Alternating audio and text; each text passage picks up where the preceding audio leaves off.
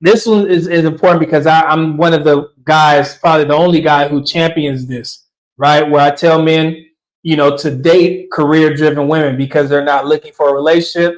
They're on the dating market. They need their needs met. So I pretty much most of the time I speak on the pros and in regards to the men when I talk about dating career-driven women, right? But now I want to address the cons, and one of the biggest cons that could happen if you date an older career-driven woman, and I'm talking about a woman 30s and up.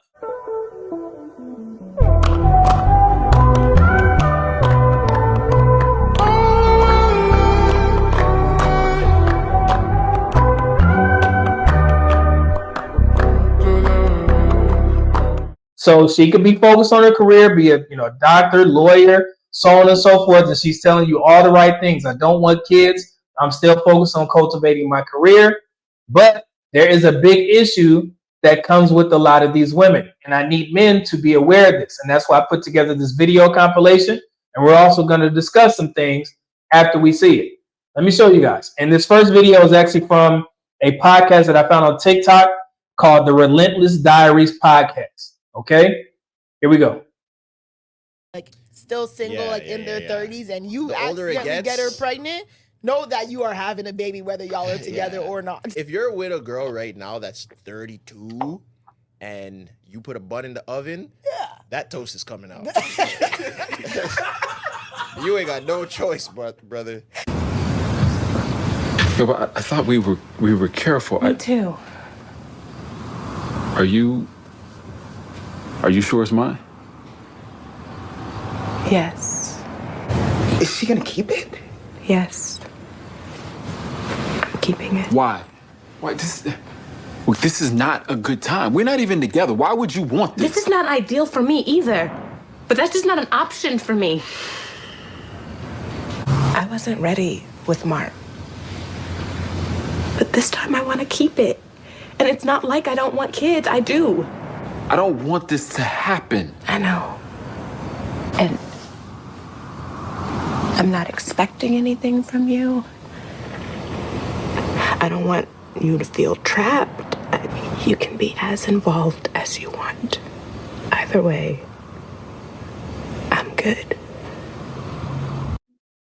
Okay, so you guys seen those two videos. The last video is from the HBO show Insecure, and it was a scene where Condola, however you say her name, she actually got pregnant by Lawrence. And prior to that, she was saying that she didn't want kids. And this is something that I've talked about before, because you guys have to ask women certain questions when they have these types of responses. I don't want kids, but that doesn't necessarily mean that her mind won't change. She don't believe in child deletion, so on and so forth. So Lawrence found out the hard way. And it was rather funny when that last clip came out. This is the last season of the Insecure show.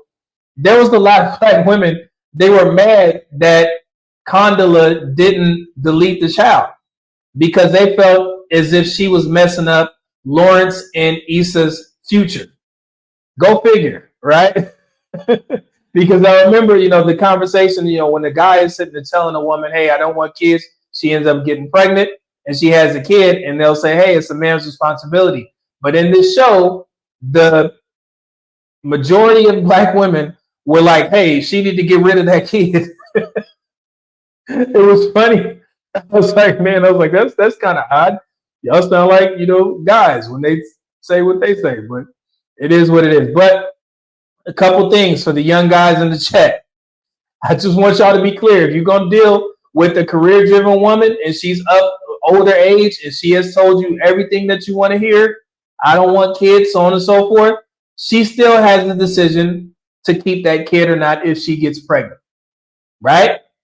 So just be mindful of that. There's nothing you can do, because once they get to a certain age, 30, 35 years and up, they want kids. They may not want you, but they want a child. So if you get her pregnant, then there's a strong possibility that she may keep that kid, even though she's been telling you everything that you want to hear. I don't want kids. I'm on birth control, so on and so forth. She get pregnant, she gonna have that kid. And that's something that you guys need to understand. That's it. And that's why I wanted to hammer home this point of making sure that she is on birth control and you use protection, you both get tested, and you have the child deletion discussion. And be specific. Young men, pay attention. If she says that she doesn't want kids or she doesn't want them now, ask her, what if you get pregnant? Even after all of the precautions that we have taken. Do you believe in child deletion because I don't want children? That's what you tell her. If she says that she doesn't want kids, but if she gets pregnant, she's going to keep the child because she doesn't believe in child deletion, now the ball is in your court, right? So if you proceed in having sexual relations with this woman who just blatantly told you if she does get pregnant, then she's going to keep it, then that's your fault, okay? At the end of the day, it's always going to be your fault. That makes sense? Okay? And we're going to finish a couple of videos because I wanted to use this next video and the one after as an example of women saying one thing and they may change their mind in the future. Every woman that you see in these videos are simply saying, I don't want kids. I want to be the rich auntie. You guys have heard this, but even these women can change their mind. Let me show you. As more and more women decide to forego having kids, the concept of the rich auntie has emerged. Auntie, these are the women who are finding joy in ways that don't center on family life. Crystal Young has her stories.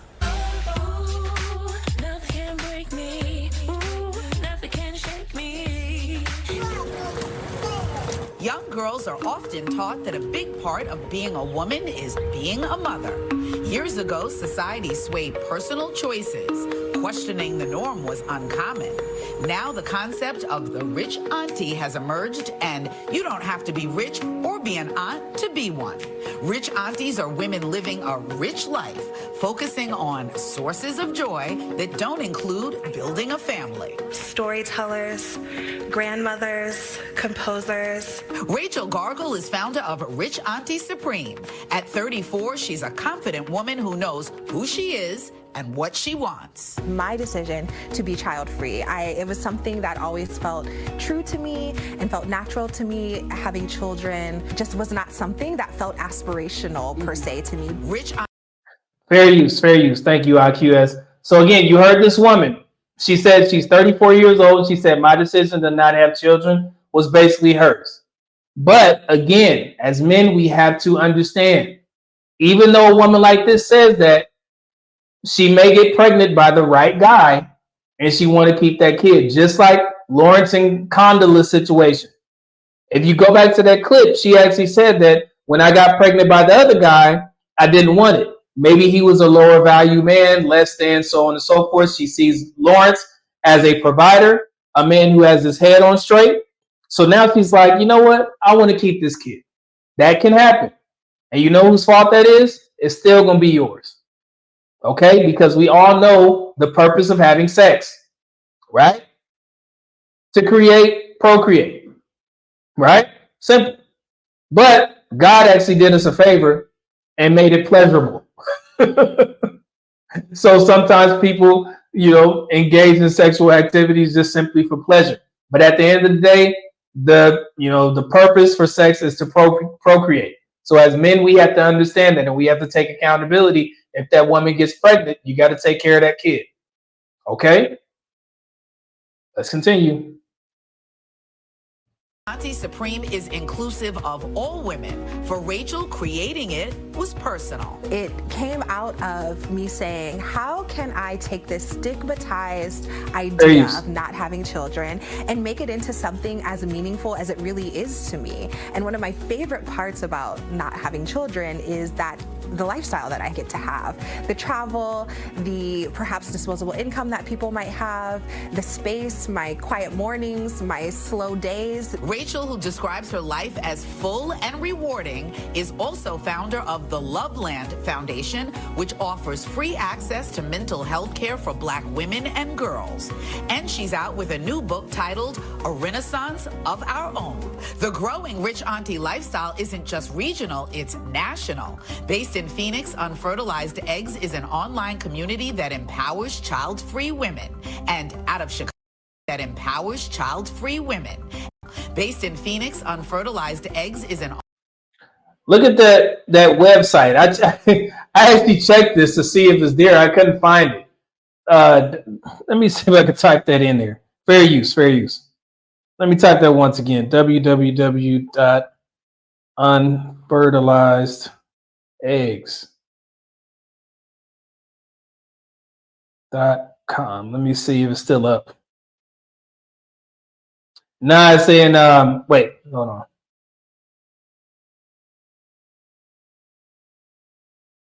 Let me see. Nah, it's not up anymore. But yeah, this was pretty crazy. That was the name of the website, Unfertilized Eggs. But you guys, did you guys notice something about this video? They only featured black women. And this honestly goes to my point where people would give me pushback when I said, I don't think 3 out of 4 black women don't want marriage.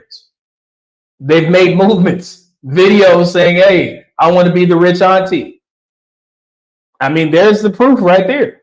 So let's continue. Fair use.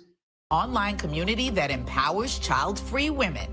And out of Chicago, Rich Auntie Energy is helping normalize the child-free lifestyle through its catchy merch that often sells out. The list of famous women choosing not to be moms includes Vivica Fox and Tracy Ellis Ross. For years, Oprah's acknowledged that her life would be very different if she'd become a mother.